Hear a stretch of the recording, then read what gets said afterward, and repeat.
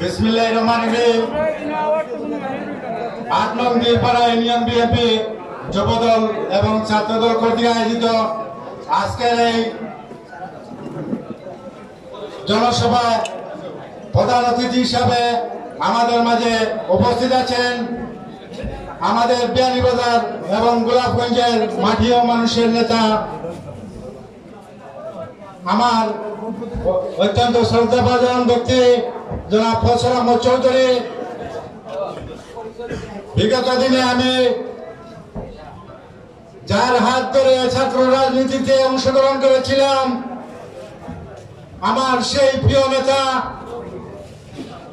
গোলাপগঞ্জ উপজেলা বিএনপির সংগ্রামে সভাপতি জনাব নোমানুদ্দিন মুরাদ মঞ্চে উপস্থিত আছেন। বিয়ানীবাজারের কৃতি সন্তান, বিয়ানীবাজার উপজেলা বিএনপির সংগ্রামে সাধারণ সম্পাদক জনাব সরওয়ার আহমদ ভাই মঞ্চে উপস্থিত আছেন। আমাদের গোলাপগঞ্জের কৃতি সন্তান, গোলাপগঞ্জের উপজেলা বিএনপির সহসভাপতি জনাব আশফাক আহমদ চৌধুরী মঞ্চে উপস্থিত আছেন। জনাব কলিমুদ্দিন ভাই, আমি সবার নাম মেনশন করলে সময় বিলম্বিত হবে।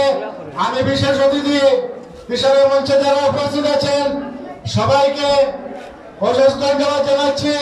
আজকের এই বলিয়া আবহাওয়ার মাঝে ওনারা কষ্ট করে আজকের এই প্রোগ্রামের সময় দেওয়ার জন্য। উপস্থিতি, গত 18 নির্বাচনে আপনারা দেখেছেন জনাব ফজল আহমদ চৌধুরী নির্বাচন করেছিলেন।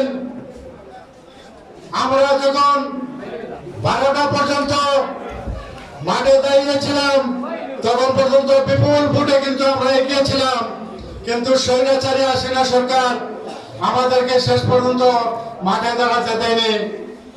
ওনারা বাক্স ভর্তি করে নতুন বাক্স নিয়ে এসে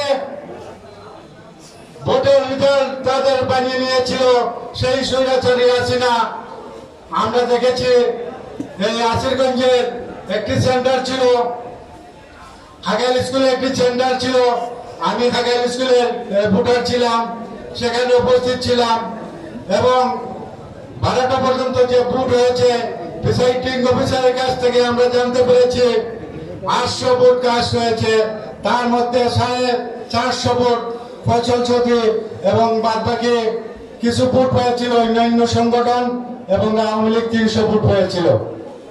12টার পর তারা নাটক তৈরি করে সেন্টার থেকে আমাদের বিএনপির কর্মীদেরকে তাড়িয়ে দেয় পুলিশ বাহিনী এবং তাদের নতুন বাক্স নিয়ে সেখানে প্রিসাইডিং অফিসারের কাছে দিয়ে শেষ পর্যন্ত দেখা যায় যে ওনারা আমাদের চেয়ে 800 ভোট বেশি পেয়ে পাস করেছেন। তারপরও ফজল আহমদ চৌধুরী টোটাল ছেলের আসলে আপনারা দেখেছেন 1,12,000 ভোট পেয়েছেন।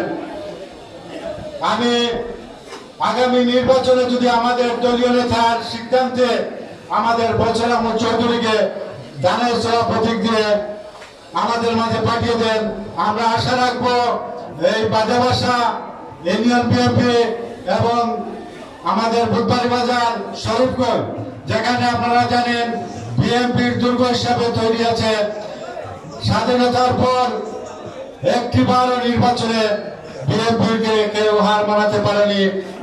এই 3টা ইউনিয়ন কিন্তু বিএনপির গাড়ি এবং সব সময় বিএনপি জয়লাভ করে। আমরা আগামীতেও ইনশাল্লাহ এই আশাবাদ রাখবো যে আমাদের এই শরীফগঞ্জ তো বুধবাড়ি বাজার ইউনিয়নে ফজল চৌধুরীকে এককভাবে নির্বাচিত করে আমরা জয়লাভ করিয়ে দিতে পারবো ইনশাল্লাহ। পরিশেষে আমি ইউনিয়ন বিএনপির আজকের এই উদ্যোগকে অনেক ধন্যবাদ জানাচ্ছি আমাদের বাজাবাসা ইউনিয়ন বিএনপির পক্ষ থেকে। আমি আর বিলম্ব না করছি, কারণ এখানে আমার থেকে অনেক বড় বড় বক্তা রয়েছেন, ওনাদের কাছ থেকে মূল্যবান বক্তব্য শুনবেন। আমি এই বলে আমার বক্তব্য শেষ করছি। বাংলাদেশ জিন্দাবাদ, শহীদ জিয়া অমর হোক, দেশনেত্রী বেগম খালেদা জিয়া জিন্দাবাদ। সবাইকে ধন্যবাদ। আসসালামু আলাইকুম।